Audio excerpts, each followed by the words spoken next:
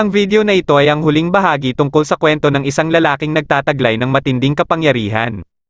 Kung hindi mo pa napapanood ang una at pangalawang bahagi nito ay mas mabuti kung mapanood mo muna ito para masundan mo ang ating kwento.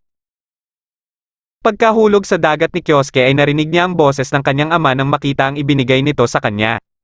Nang hahawakan na niya ito ay bigla siyang hinawakan ni Hinomiya para iligtas.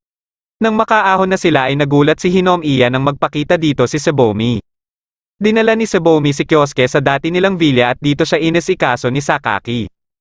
Napansin ni Tsubomi ang kakaibang ginagawa ng US at gusto niyang imbestigahan nila ito. Ito din ang dahilan kaya palihim nilang dinala si Kyosuke sa lugar na ito.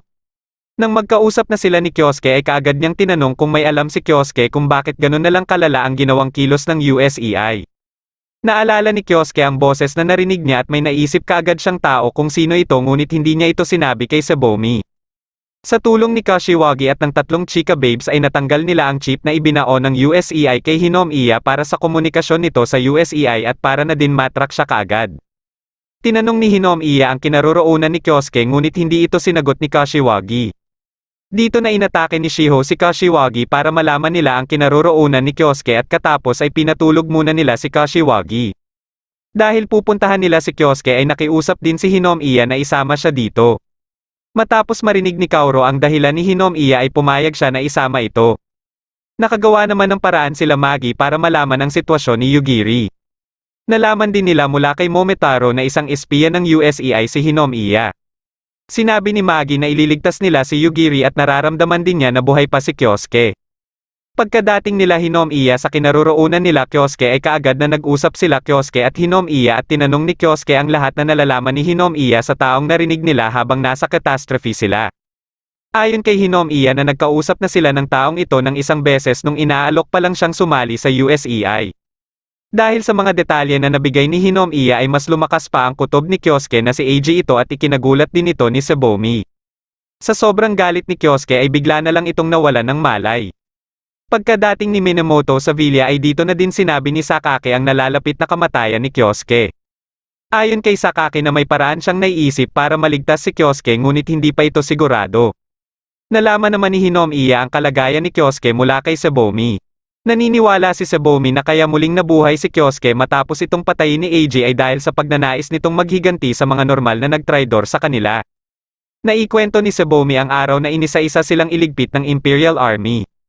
Katapos ng digmaan ay naisipan niyang itatag ang Babel at para magawa ito ay kinalimutan niya ang nakaraan at nakipagtulungan sa mga dating may kaugnayan sa ESP unit at ito din ang sinasabi niyang mga naunang miyembro ng Babel na pinaslang ni Kyosuke.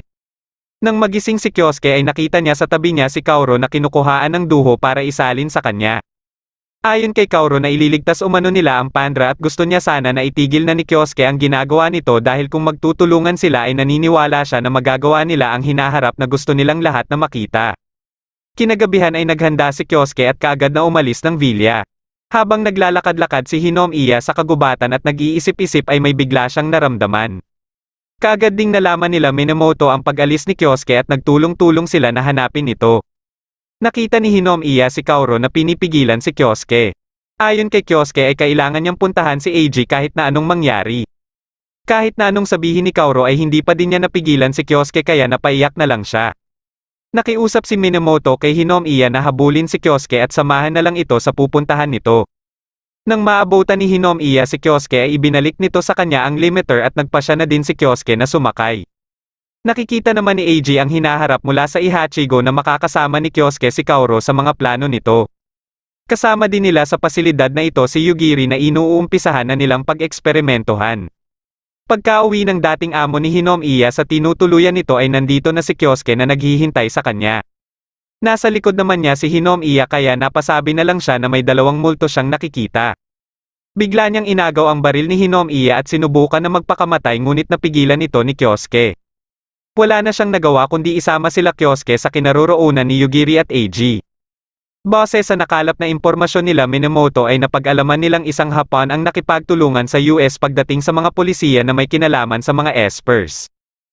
Napanood nila sa balita ang pagkapanalo bilang alkalde ni Norman Green na kilalang supporter ng mga esper. Pagkadating nila Kyosuke sa pasilidad ay nalaman nilang dati ng pinag-eksperimentohan si Yugiri sa isang laboratorio. Matapos hindi makontrol ni Yugiri ang kapangyarihan nito ay nasaktan nito ang mga nakabantay sa kanya. Pinuntahan naman nila Sophie ang pasilidad kung saan ginawa ang pag-eeksperimento kay Yugiri. Pagkadating nila Hinomiya sa silid na sinasabi niyang kinaroroonan ni Yugiri ay dito lang nila nalaman na pinasunod lang pala sila dito. Bigla nilang narinig ang boses ni Eiji at ipinakita nito ang nakuhang imahe mula sa Ihachigo na mga mangyayari sa hinaharap. Makikita sa mga larawan ang mga esper na nanggugulo sa isang syudad. Nakita din nila sa larawan si Kaoru at ayon kay Eiji na ililigpit din nila ito para baguhin ang hinaharap. Isa-isang winasak ni Kyosuke ang mga speaker at di nagtagal ay biglang pumasok ang mga robot.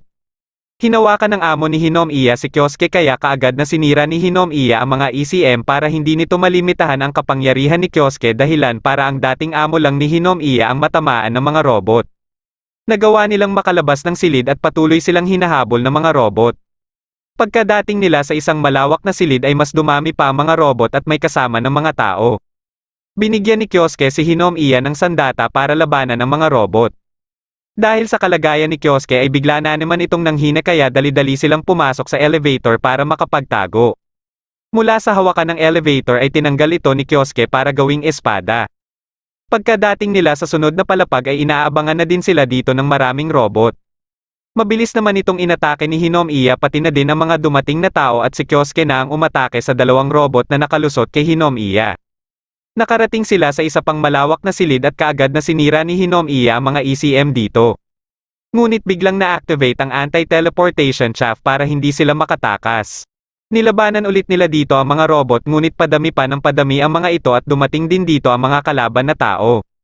Nang mapalibutan na sila ay balak na sanang gamitin ni Kyosuke ang matindi niyang kapangyarihan ngunit pinigilan siya ni Hinomiya. Biglang dumating dito si Momotaro kasama si Magi at kaagad itong umatake sa mga kalaban. Pagkadating nila Momiji at Yu ay sila na ang nag-ubos sa mga ito. Gamit ang kanilang submarine ay pinasabog nila ang buong pasilidad. Pinanood nila ang talumpati ni Norman Green tungkol sa mga esper. Sinabi nito ang buo niya umanong suporta sa mga esper at nagpasya si Kyosuke na tumungo sila sa New York.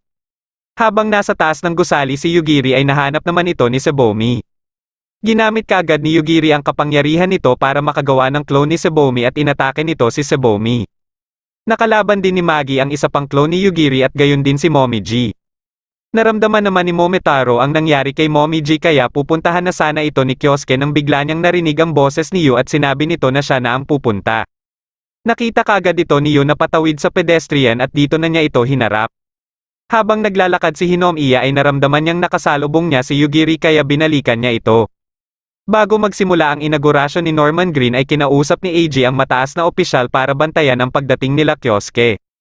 Nakita pala ni Eiji sa Ihachigo na si Norman Green ang magiging dahilan para magkasundo ang mga esper at mga normal kaya may inatasan silang esper na mag-a-assassinate kay Norman Green dahilan para mabago ang hinaharap at magkagulo uli ang mga tao at mga esper.